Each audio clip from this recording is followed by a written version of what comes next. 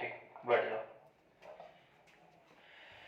जय हिंद दोस्तों, मैं मैथ ब्लास्टर्स पर आकाश तिवारी आप सभी फौजी छात्रों का अपने YouTube चैनल पर बहुत बहुत स्वागत करता हूं।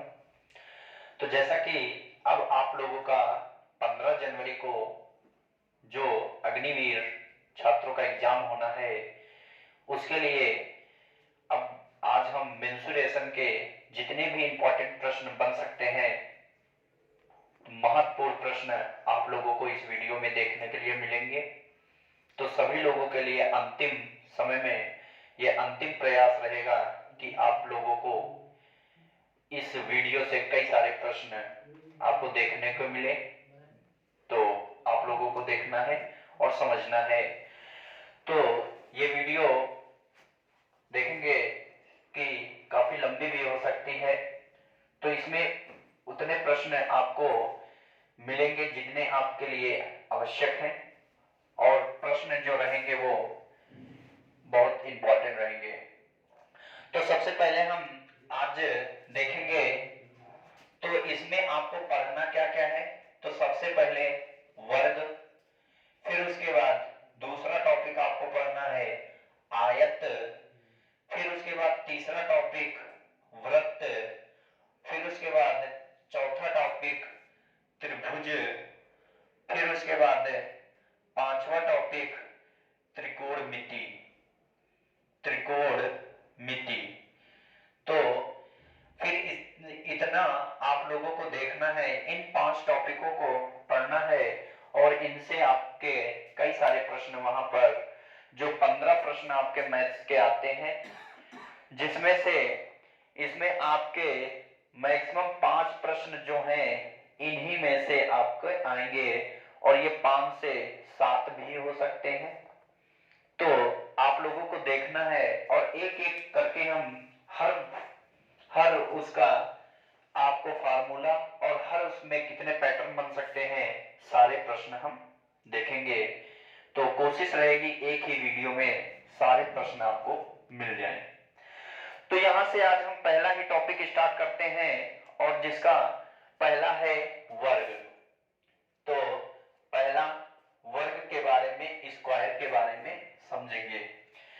तो स्क्वायर के बारे में समझेंगे, और इसके बारे में देखना है कि एक जो वर्ग होता है, समझना सभी को, एक जो वर्ग होता है उसकी चारों भुजाएं जो होती हैं वो बराबर होती हैं। क्या होती हैं? चारों भुजाएं बराबर होती हैं। कहने का मतलब, अगर एक भुजा ए है तो चारों भुजाएं जो होंगी वो ए और ए होंगी।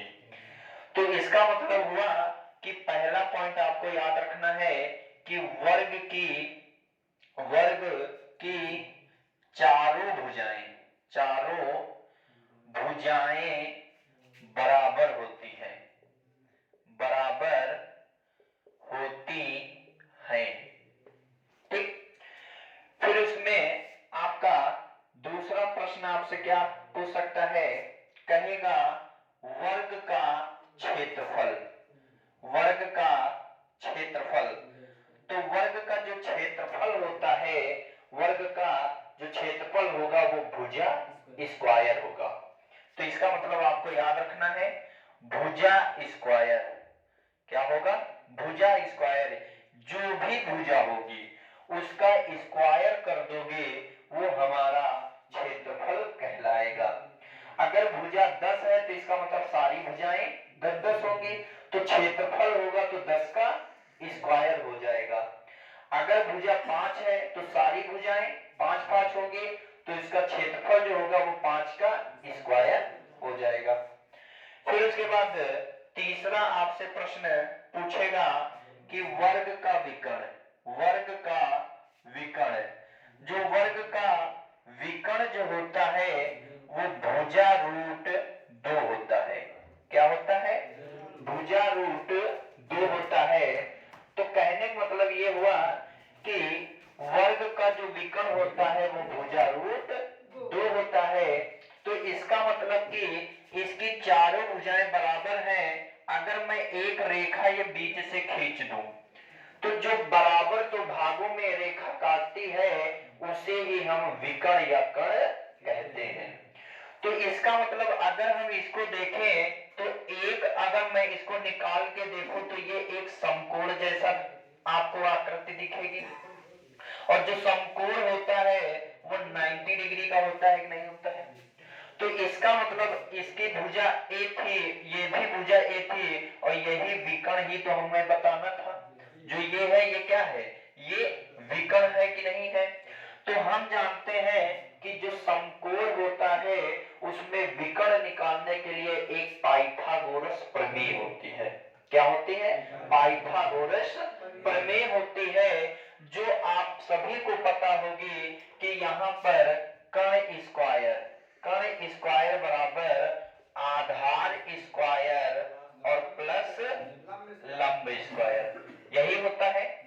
ठीक, तो अगर हम यहाँ से कर्ण देखें, कर्ण या विकर्ण देखें, तो आधार भी ए है तो ए स्क्वायर, लंब भी ए है तो ए स्क्वायर, तो ए square plus A square 2a square हो जाएगा। तो जब 2a स्क्वायर हो जाएगा तो यहाँ हम देखेंगे कि जब यहाँ पर हमने कहा कर्ण स्क्वायर बराबर a plus A square equal to A square और इक्वल टू 2a स्क्वायर हो जाएगा।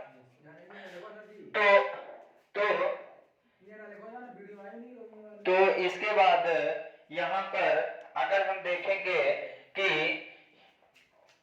इधर देख लेते हैं, कर्ण स्क्वायर बराबर a into A 2a square हो जाएगा, यहाँ a square plus a square 2a square. तो यहाँ से कर्ण देखेंगे तो यहाँ पर a स्क्वायर का रूट के बाहर आएगा तो a बचेगा, और 2 का तो रूट होगा नहीं तो रूट 2 हो जाएगा, तो इसीलिए भुजा रूट 2 हो जाएगा। ठीक, फिर इसके बाद चौथा प्रश्न इसमें आपका बन सकता है विकर्ण देकर यदि वर्ग का क्षेत्रफल पूछ दे, वर्ग का क्षेत्रफल यदि आपसे पूछ दे तो हमेशा याद रखना विकर्ण का स्क्वायर बटे 2 होता है, विकर्ण का स्क्वायर बटे 2 होता है। इस पर प्रश्न आपका बनता है, याद रखना। तो ये आपका होता है, तो आप लोग इसे नोट कर लें, फिर इस पर हम देखेंगे कैसे कैसे प्रश्न बनते हैं। तो एक आपको और याद रखना है वर्ग का परिमाप, वर्ग का परिमाप या परिमित कुछ भी दे दे, तो जो परिमाप होता है, तो परिमाप का मतलब कि चारों तरफ बाउंड्री का योग। तो चारों तरफ बाउंड्री का योग मतलब ए कितनी बार ए है, 4 बार, मतलब कि 4 गुणे भुजा, 4 गुणे भुजा। इसका मतलब अगर भुजा आपको पता चल जाए तो अगर परिमाप पूछ दे तो उसका 4 गुना, भुजा का 4 गुना हमारा परिमाप होगा, होगा कि नहीं होगा। तो इतना नोट कर लो आप लोग।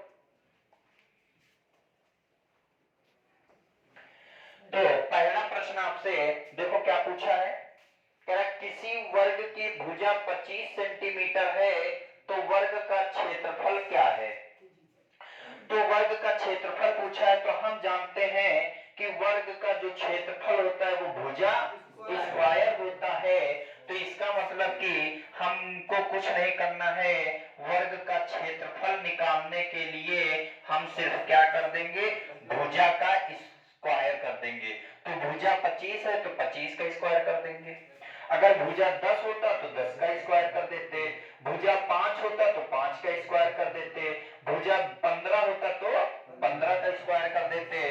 तो 25 का स्क्वायर क्या होता है, 625।